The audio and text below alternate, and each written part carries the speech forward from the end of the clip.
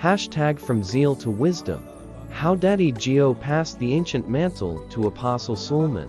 In the annals of spiritual destiny, where paths of men cross under heaven's watchful gaze, a sacred story has quietly stirred hearts, a story of legacy, wisdom, and the passing of sacred flame. It tells of two men, an elder prophet and a younger firebrand, bound not by blood, but by the unyielding call of God. Pastor Enoch Adejare Attaboy, fondly known as Daddy Geo, a towering patriarch of faith and general overseer of the redeemed Christian Church of God, has long been a river from which many have drawn. His words, gentle as dawn and fierce as thunder, have shaped generations. And in the quiet chambers of mentorship, one of his most stirring moments was the day Apostle Johnson Suleman, founder of Omega Fire Ministries, sat at his feet, hungry for truth. It was a morning veiled in golden light, the kind that makes the soul lean closer to the eternal. Inside a modest study, lined with well-worn Bibles and ancient commentaries, the two men met. The world outside buzzed with politics, prophecy, and pulpit rivalries, but here, all was still. Apostle Suleman, known for his bold declarations and prophetic fire, had come seeking depth, yearning not for crowds or titles, but for the ancient paths. He had seen visions, healed the sick, and stood against principalities.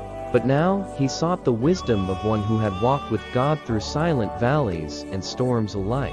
Pastor Attaboy, with eyes that held the calm of seas long mastered, opened the scriptures, not as a scholar, but as a father. He spoke of humility as heaven's currency, a power that bows before love, and of ministry not as conquest, but as covenant.